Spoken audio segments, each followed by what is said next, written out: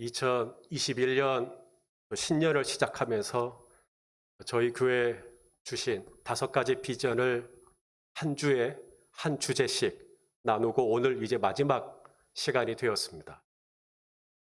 교회의 비전을 나누는 이 흥분된 시간에 우리 성도님들을 현장에서 함께 볼 수 없고 이렇게 온라인으로 말씀을 나누게 될 줄은 저도 생각을 전혀 못했었고요. 아무쪼록 금년에 저희 교회에 주신 비전을 특별히 사도행전 안에서 이 5가지 비전이 저희 교회만의 비전이 아니라 사도행전의 비전이라는 것을 함께 공감하고 싶어서 일부러 사도행전의 본문 속에서 이 5가지 비전이 녹아있는 본문들을 찾아서 여러분들과 함께 나누었고요. 오늘 그 마지막 시간입니다. 선교하는 교회, 저희 교회에 주신 5번째 비전을 함께 나눌 때 귀한 은혜가 있기를 원하고, 저는 이 비전을 나누고 또 준비할 때마다 기도하는 게 이 비전을 중심으로 해서 이 교회가 하나가 되기를, 그걸 위해서 기도하거든요. 그런 은혜가 있기를 간절히 소망합니다. 여러분, 선교하는 교회란 어떤 교회일까요? 해외에 나가 계시는 선교사님들을 매달 일정에 후원하고, 또 선교사님들을 위해서 기도하고, 또 선교사님들이 필요하다 그러면 선교센터도 지어드리고 학교도 지어드리고, 또 선교사님들을 돕는 선교기관을 또 후원하고, 또 국내에 있는 많은 미자립교회 목사님들을 돕고, 또 교회 안에 더 선교비라고 하는 이 예산을 책정하고, 그러면 선교하는 교회일까요? 맞습니다. 그것도 선교하는 교회입니다. 선교사님들을 후원하고 선교사님들을 위해서 기도하고, 그러면 선교하는 교회죠. 그런데 그렇게만 생각하기 때문에 선교는 나하고 상관이 없는 일이 돼버려요. 모세가 민수기에 보면 미디안과 싸웁니다. 미디안과 싸울 때, 전쟁을 할 때 이제 2종류로 나누겠죠. 전쟁에 나선 사람이 있겠고, 다 전쟁에 나갈 수는 없잖아요, 온 백성이. 전쟁에 나서지 않고 남은 사람이 있겠죠. 자, 미디안과 싸워서 이겼어요. 그리고 전리품이라고 그러죠. 전쟁에서 이기고 상대방의 물품을, 이 전리품을 취해갖고 돌아왔어요. 자, 이 전리품, 전쟁에서 나가서 땀 흘려서 피 흘려서 얻은 이 전리품, 이 남은 사람과 나선 사람 몇 대 몇으로 나눠야 될까요? 그래도 고생했으니까, 수고했으니까, 땀 흘렸으니까, 피 흘렸으니까 6대 4, 7대 3. 모세는요, 민수기에 50대 50 반반씩 나누라고 말합니다. 자, 우리 민수기 31장 27절 말씀입니다. 우리 한번 읽어보겠습니다. 시작. 그 얻은 물건을 반분하여 그 절반은 전쟁에 나갔던 군인들에게 주고 절반은 회중에게 주고. 정확하게 반분합니다. 50대 50. 이 원칙을 또 그대로 적용한 사람이 있습니다. 바로 다윗입니다. 이 다윗이 전쟁을 하고 돌아왔거든요. 시글락으로 돌아왔는데, 이 다윗과 그의 부하들이 전쟁을 나간 사이에 아말렉이 쳐들어와 버렸어요. 그리고는 시글락에 있던 다윗의 아내, 부하들의 아내, 자녀, 노인들, 또 물품들 다 가지고 이 아말렉이 도망간 것입니다. 얼마나 이 망연자실할 것입니까? 아내도 없지, 아이도 없지, 물건도 없지, 다 타버렸지. 그래서 다윗의 부하들이 돌을 들어서 다윗 죽이려고 합니다. 다윗을 원망하는 것이죠. 그런 궁극판 중에 다윗은 기도해요. 하나님, 어떻게 하면 좋습니까? 하나님이 말씀하시죠. 아말렉을 쫓아가라. 그래서 이제 아말렉을 쫓아갑니다. 여기도 또 2갈래가 나눠져요. 방금 전쟁을 하고 왔지만 체력적으로 부담이 될 수 있죠. 아직 체력이 남은 사람은 쫓아갈 것이고, 이제 체력이 방전된 사람은 남을 것입니다. 그래서 이 아말렉을 추격한 사람들이 결국은 아말렉으로부터 잃어버렸던 부녀자와 또 노인들과 모든 물건들을 다 찾아 돌아옵니다.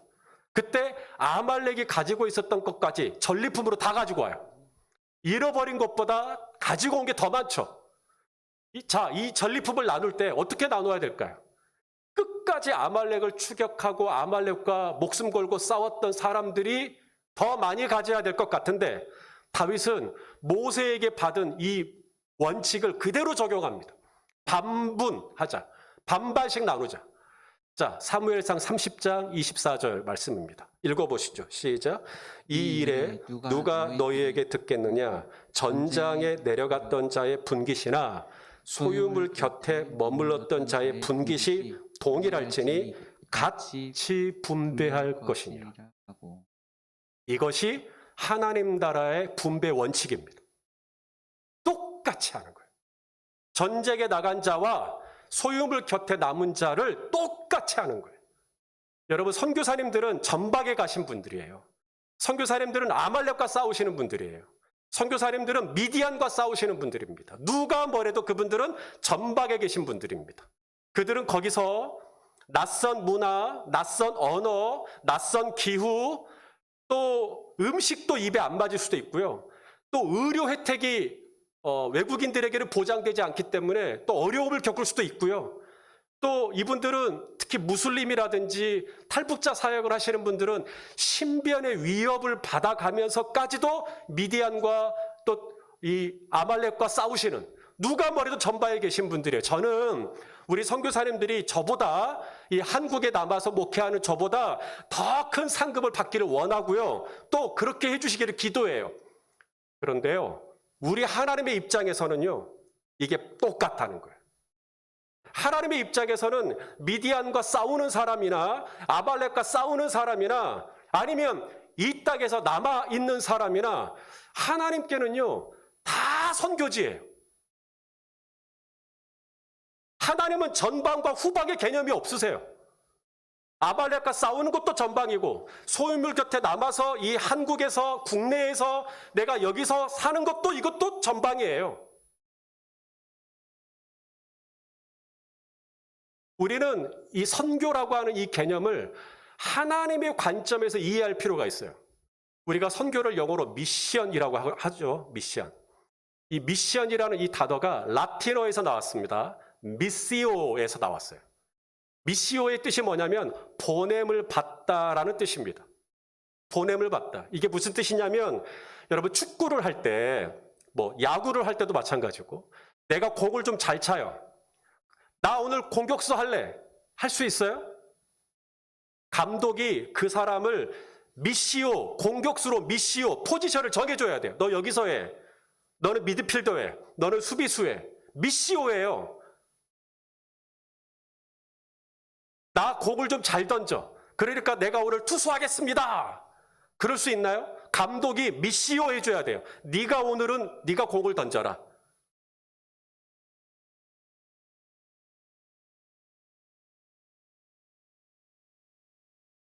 하나님이 보내셔서 미시오 하셔서 누군가는 중국을 갈 수도 있고 이집트를 갈 수도 있고 아프리카를 갈 수도 있죠. 그런데 하나님이 동일하게 나를 보내셔서 내가 오늘 아이를 키울 수도 있고요. 하나님이 나를 보내셔서 내가 직장에 출근할 수도 있고요. 하나님이 나를 보내셔서 내가 이 사업을 할 수도 있고요. 하나님이 나를 보내셔서 목회할 수도 있고요. 하나님이 나를 보내셔서 학생들을 가르칠 수도 있고요. 하나님이 나를 보내셔서 장사를 할 수도 있고요. 그렇다면 하나님 앞에서는 아말렉과 싸우고 있는 선교사님들이나 내가 오늘 여기서 코올리게 아이의 이유식을 만드는 것도 하나님 앞에서는 동일한 현장인 거예요. 그래서 하나님이 전쟁에서 이기고 돌아왔지만 이 분깃을 나눌 때 우리는 선교사님들이 더 많이 받을 것 같은데 하나님은 반분하시는 거예요. 왜? 다 선교지니까. 다 전방이니까. 다 똑같이 힘든 거니까.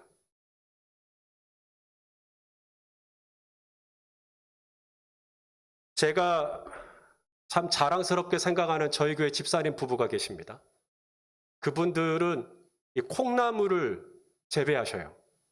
그래서 식당에 이 콩나물들을 이렇게 공급하시는 일을 하십니다. 이분들이 콩나물을 어떻게 만드는지 아십니까? 이 조그마한 이 창고 같은 데서 이 콩나물이 가득 돼, 햇볕이 들어오면 안 되니까 시커먼 빛 하나 없는 그런 곳에서 물을 쫙 주는데 콩나물들에게 찬양을 부르십니다. 축복성을 불러주면서 이 콩나물들에게 물을 줍니다. 콩나물들이 잘 자라겠죠. 최근에도 물어보니까 설교도 들려준다 하더라고요. 제 설교요. 성 프란시스코가 새들에게 설교했다는 이야기는 제가 들어봤는데, 여러분, 저는 콩나물에게 설교하는 목사입니다. 이 콩나물들이 잘 자라겠죠. 말씀을 먹고 찬양을 먹고 기도를 먹고. 그래서 서로 이제 이 집사님 콩나물이 너무 좋으니까 이제 식당들이 점점점 많아지는 거예요. 우리도 주라, 우리도 주라. 그래서 이 코로나 속에서도 잘 되고 있다고 말씀하셨어요. 그래서 이분들이 거기서 얻은 수입을 가지고 이제 선교사님들을 공개하는 것이죠. 미자립교회 목사님들을 돕고. 먼 아프리카 보츠와나에 가야만 선교가 아니다라는 것입니다. 오늘 내 앞에 있는 콩나물들에게 물을 줄 때도 정말 주님이 내게 주신 콩나물인 줄 알고 최선을 다해서 물을 주고, 오늘 내 앞에 있는 이 아이를 가르칠 때, 이 학생을 가르칠 때 하나님이 내게 맡긴 학생인 줄 알고 최선을 다해서 이 학생이 알아들을 수 있도록 기가 막힌 방법들이나 어떤 아이디어들을 짜내서 아이들에게 가르치려고 하는 것, 그것도 선교예요. 오늘 내가 직장에서 맡은 프로젝트도 그냥 이게 돈벌이가 아니라 주님이 내게 맡기신 일인 줄 알고 최선을 다해보는 것이죠. 사업도 마찬가지고, 목표도 마찬가지고. 무슬림 지역에서 탈북자들을 위해서 사역하는 것도 귀한 일이나, 하나님 앞에서는 오늘 나에게 허락한 이 삶의 자리에서 하나님이 미시오, 나를 이곳에 보내셨구나, 하나님이 오늘 나에게 이곳에 보내셨구나 라는 마음을 가지고 내가 최선을 다해서 밥을 짓고 반찬을 만들고 자녀들을 먹인다면 그것도 하나님 앞에서는 분깃이 같아요. 오늘 우리가 읽은 본문에서 안디옥 교회를 우리가 보거든요. 지금 광주에 있는 이 안디옥 교회에서 지금 집단 감염이 발생해가지고 사실 오늘 말씀 준비할 때 조금 고민이 좀 됐었어요. 야, 이거 본문을 바꿔야 되는 거 아닌가? 근데 오늘 이 선교하는 교회의 모델로서 이 안디옥 교회가 참 좋거든요. 이 안디옥 교회가 어떻게 이 선교사들을 파송하고 있는지 우리가 좀 보려고 합니다. 안디옥 교회가 두 사람을 파송을 해요. 바나바와 사울을 파송을 합니다. 자, 2절 말씀입니다. 오늘 본문 2절.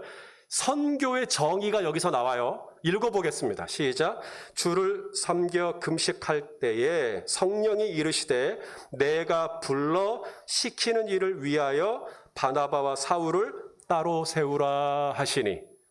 자, 바나바와 사울을 따로 세우는 이유가 뭐라고요? 선교하려고 두 사람을 따로 세우라 이렇게 말하고 있지 않고, 성령이 내가 불러 시키는 일이 있다, 내가 불러 시킬 일이 있는데 그게 바로 선교예요. 선교의 개념은 배 타고 비행기 타고 타문화권에 가는 것이 선교가 아니고요. 오늘 성령이 나를 부르셔서 나에게 시킨 일을, 그게 미시오죠. 하나님이 오늘 나를 불러서 시키는 일을 감당하는 것이, 여러분, 그게 선교예요. 성령이 시켜서 내가 설거지를 한다 생각하면 당신은 선교하고 있는 겁니다. 성령이 시켜서 내가 음식물 쓰레기를 버린다면 당신은 지금 선교하고 있는 거예요. 선교의 개념은 타문화권에 가서 타 언어권에 가서 그 부족들과 사는 것만이 아니라 이 말입니다. 이제 바울은 사이프러스 섬으로 갑니다. 성경에는 구브로 섬이라고 번역되어 있죠. 거기 가면 박수 엘루마가 있어요. 거짓 선지자입니다. 이 박수 엘루마가 자꾸 사울의 사역을 회방합니다. 사울이 그 박수 엘루마의 눈을 멀게 해버립니다. 그리고 루스드라에 갔을 때는 한 번도 나면서 걸어본 적이 없는 사람을 만나요. 사도 바울이 그 사람을 걷게 해버리죠. 빌립보, 마게도니아 첫 성, 유럽의 첫 관문, 빌립보에 갔을 때는 귀신 들려가지고 점을 치는 여종이 있었어요. 사도 바울이 이 귀신을 쫓아내버립니다. 그래서 정신이 좀 맹저시로 돌아와 버렸어요. 정상적으로. 여러분, 왜 그렇게 하셔? 성령이 시켰기 때문에.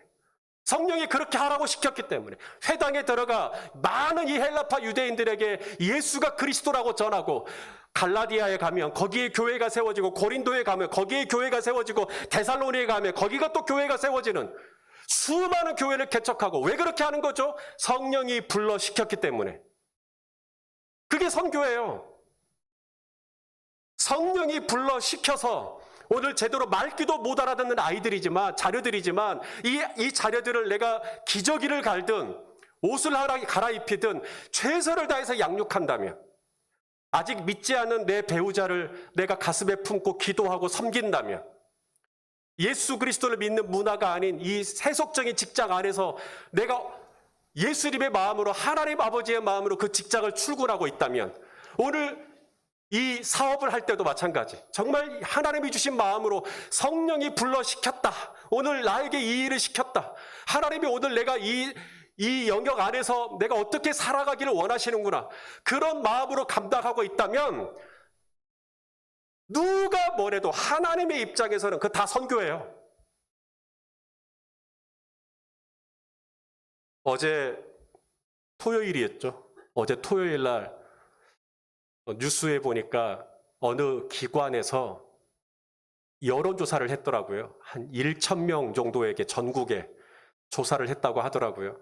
한국 교회, 특별히 개신교에 대한 신뢰도를 조사를 했는데 78%가 믿는다가 아니라 안 믿는다, 불신한다.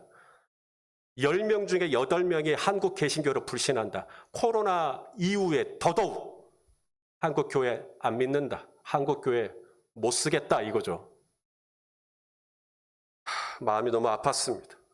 어떻게 우리가 선교하는 교회로서 마침 또 이 말씀을 전해야 되는 이 시점에 이 데이터를 보게 하셨을까?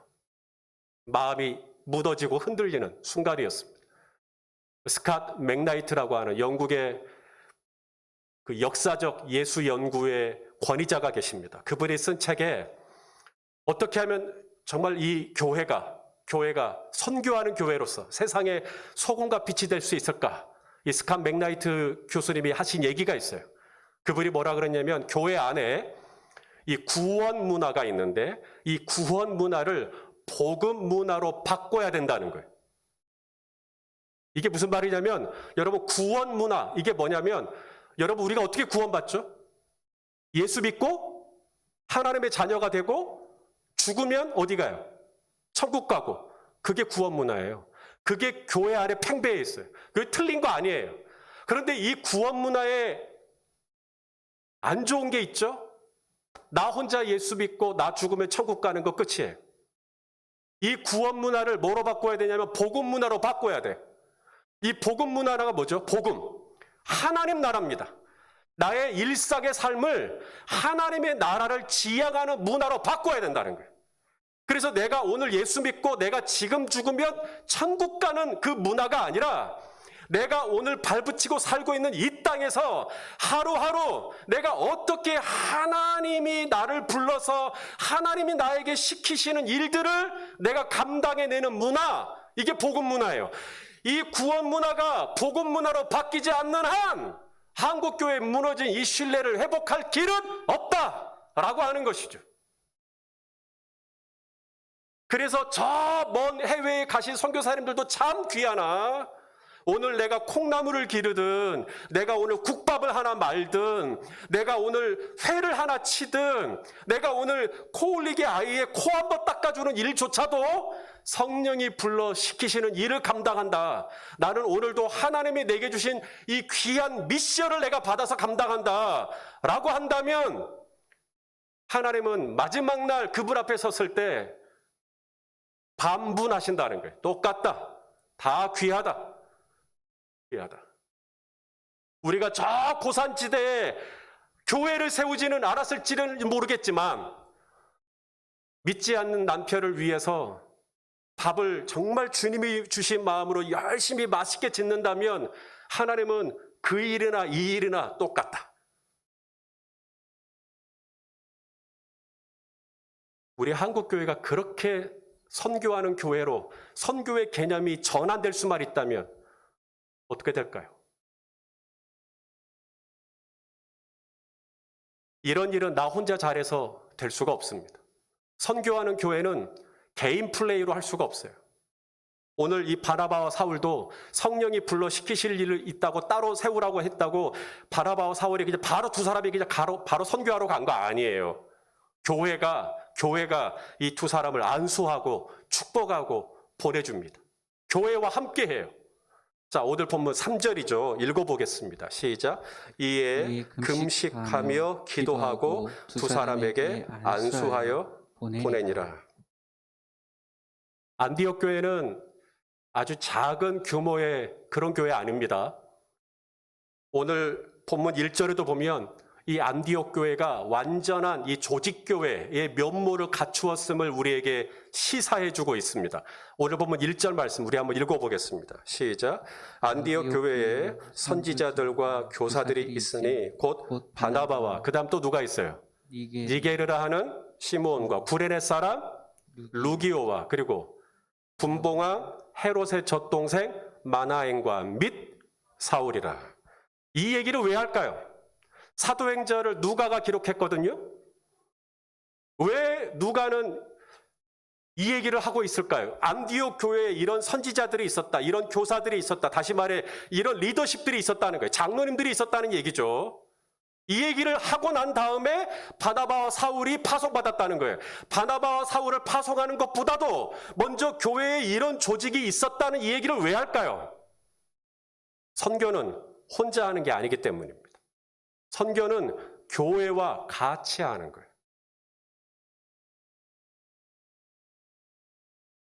공격수가 아무리 골 결정력이 좋아도 지 혼자 공 다 몰고 가서 골이 나는 거 아니에요.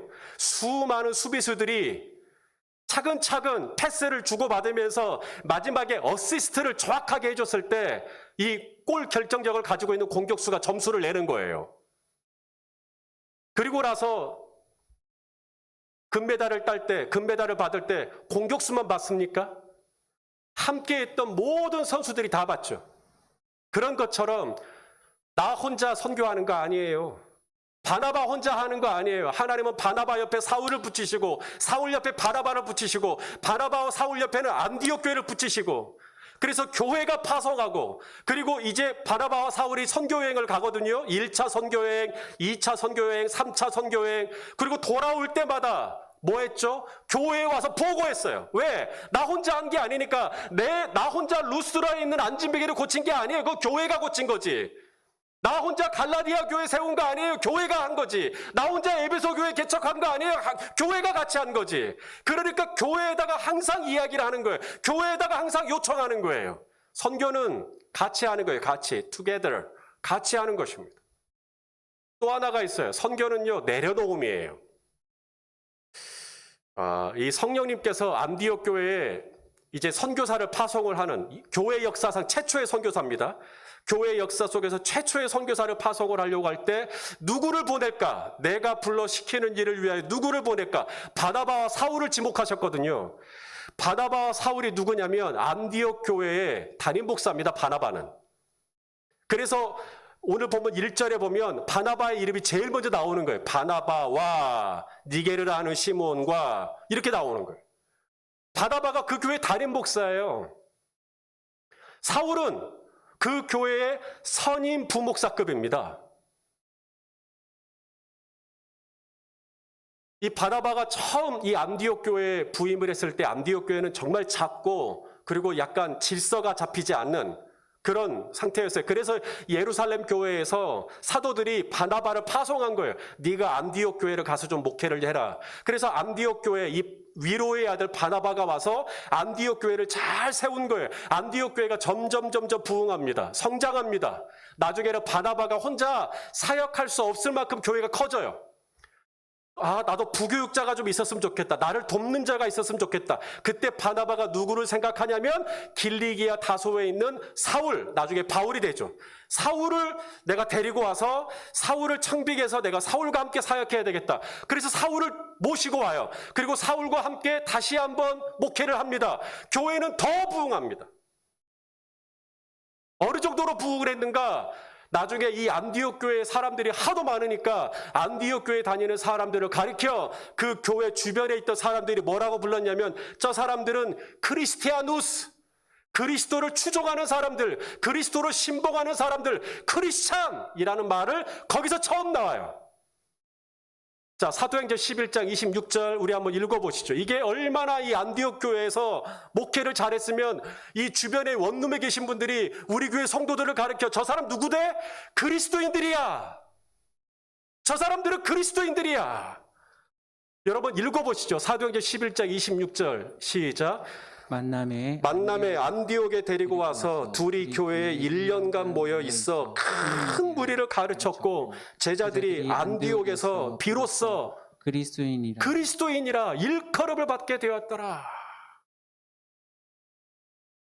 오늘 1절도 보세요. 거기에는 이제 바나바, 사울만 있지 않아요. 바나바와 사울뿐만 아니라 니게르라는 시므온과 구레네 사람 루기오와 또 분봉왕 헤롯의 젖동생, 헤롯은 유대인 왕이에요. 분봉 왕이라니까요. 로마에서 네가 이스라엘 유대 땅을 다스려라고 하고 지목한 분봉 왕이라고요. 그 사람의 젖동생 마나엔과 이런 사람들이 교회의 리더십으로 짱짱하게 있는 교회가 된 거예요.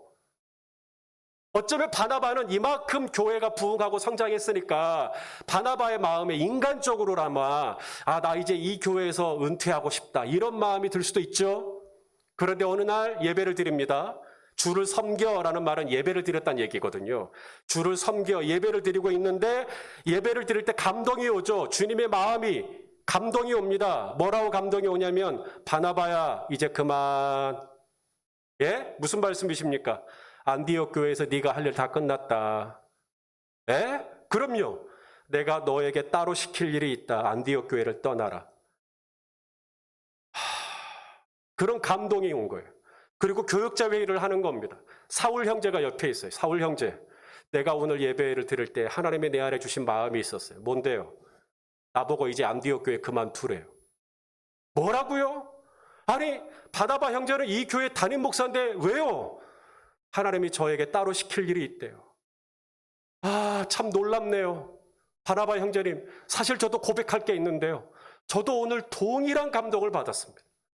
하나님이 저에게도 이 안디옥 교회를 떠나 성령이 불러 시키는 일을 위하여 따로 이 교회를 떠나라고 말씀을 주셨어요. 뭐라고요? 사울 형제도요? 예. 그렇다면 이거 빨리 교회 리더십들에게 알립시다. 그래서 마나엘에게, 루기오에게, 시므온에게 알리는 거예요. 우리가 이런 감동을 받았다. 그래서 교회가 함께 합심해서 금식합니다. 왜냐하면 성령님의 뜻을 분별해야 되니까.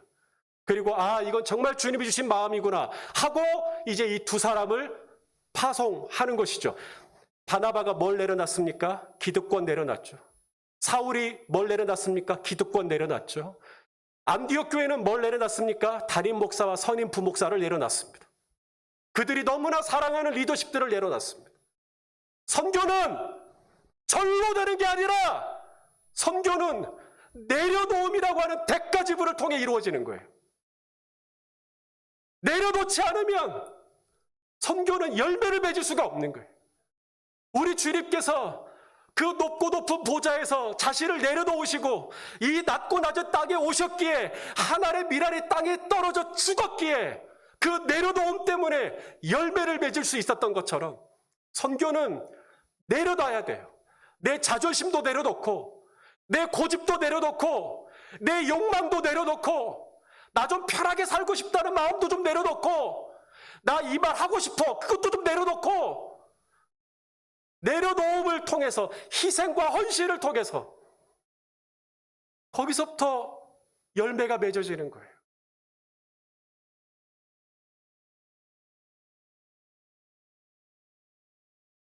여러분 얼마나 교회에 오고 싶으세요?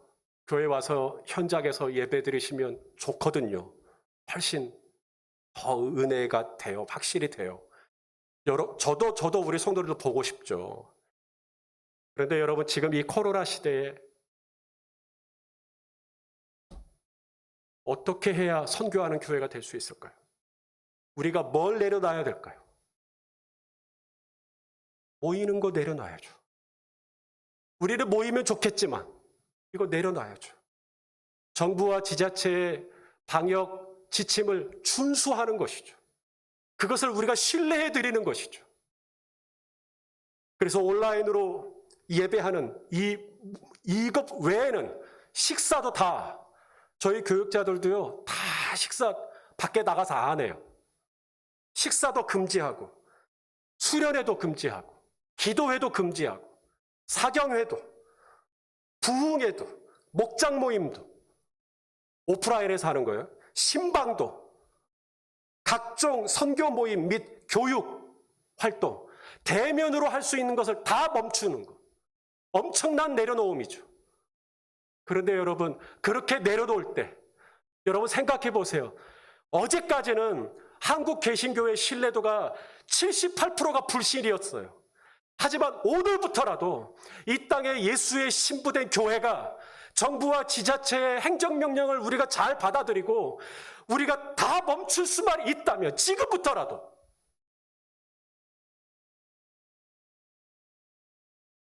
그래서 그분들이 위로부터 오는 이 권세를 우리가 순종하고 우리가 그들을 신뢰해주고 그들이 내려주는 명령을 우리가 존중해주고 우리가 그렇게 따라줄 때 그래서 이 코로나가 끝날 때까지 우리가 20%만 모여라 그러면 20%만 모이고 40%만 좌석수에서 허용한다 그러면 딱 그렇게 준수해주고 아예 다 모이지 말고 비대면으로만 예배하라 그러면 또 온라인으로 쫙 드리고 우리가 그렇게 끝까지 하다가 코로나가 딱 끝났다.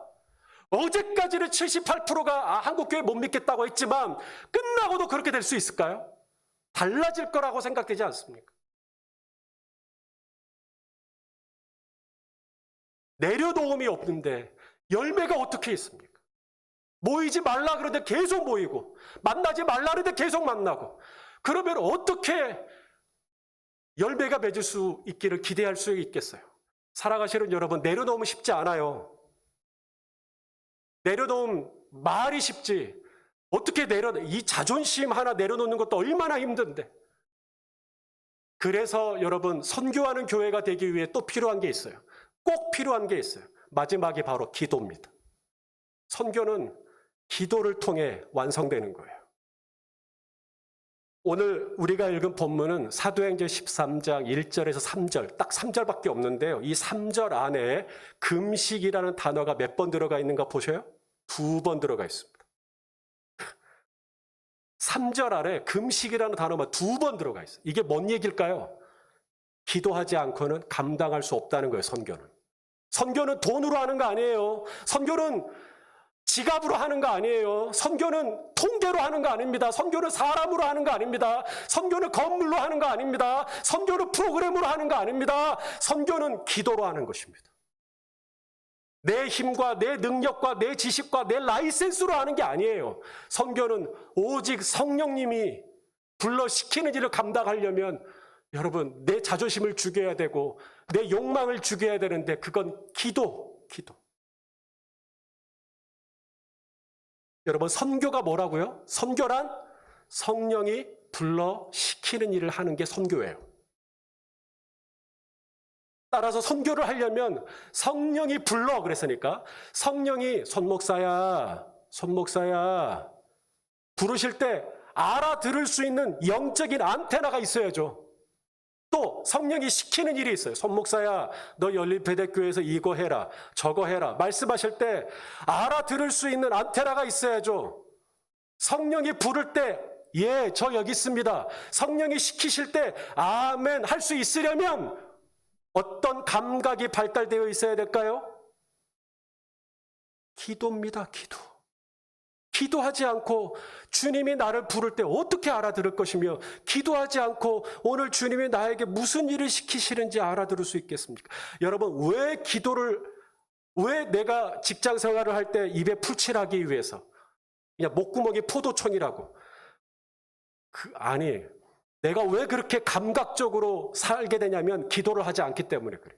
기도를 하면요, 성령이 오늘 나에게 시키시는 아, 오늘 이거 주님이 나에게 하라고 하시는 거구나. 이런 감각이 내 안에 생기게 돼요. 자꾸 기도를 하면 할수록 성령이 오늘 나에게 뭐라고 말씀하시는지, 아, 저 사람에게 가서 말을 좀 걸어 드려야 되겠다. 아, 오늘 저 사람에게 가서 내가 오늘 뭐 문자라도 한 통 보내드려야 되겠다. 아, 내가 오늘 저분에게 전화라도 한 통 드려야 되겠다. 아, 내가 오늘 저분에게 가서 점심이라도 같이 하자고 내가 먼저 제안해 드려야 되겠다. 성령이 자꾸 나에게 뭔가를 시켜요. 그리고 감동이 와요. 그 영적인 감각이 예민해지려면 기도하지 않고는 감당할 수가 없습니다.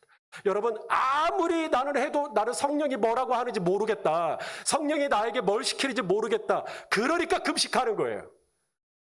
금식을 해서라도 성령님께 민감하고 싶은 거죠.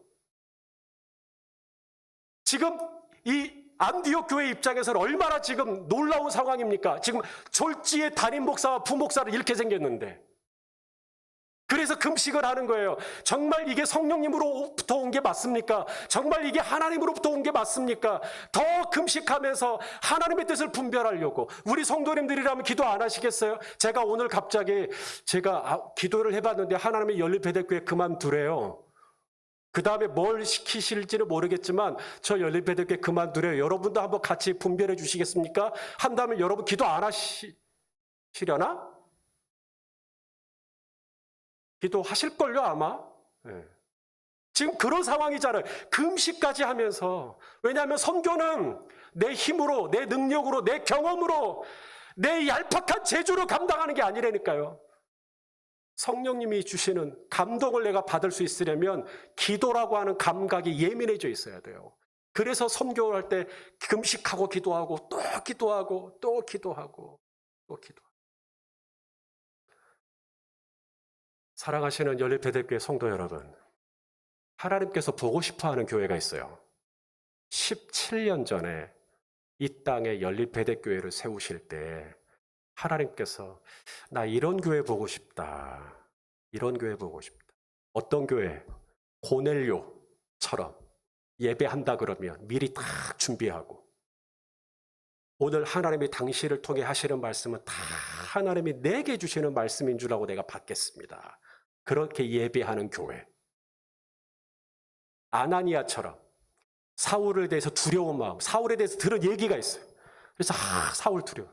근데 기도를 하니까 환상이 열리고 이 사울이 바로 이방인들을 위하여 준비된 하나님의 그릇이라는 비전이 생기고, 그래서 사울에게 가서 안수하고 사울을 바울되게 했던 아나니아와 같은 기도하는 교회. 교회에 문제가 생기자 12사도는 우리가 하나님의 말씀을 제쳐놓았기 때문에 이 문제가 발생했노라고, 나는 말씀의 자리로 다시 돌아가겠노라고 묵상하는 교회. 사울, 그 살기가 등등했던 사울이 바울이 될 수 있었던 것은 예루살렘 교회가, 목장 모임이, 소그룹이 사울을 받아들인 거예요.